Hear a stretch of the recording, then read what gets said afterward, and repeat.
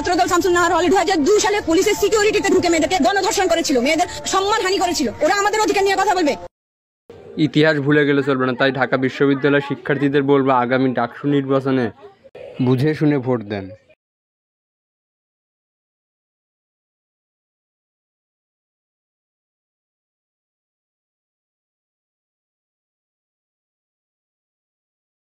তা না হলে আবার সেই কালো রাত দেখা যেতে পারে।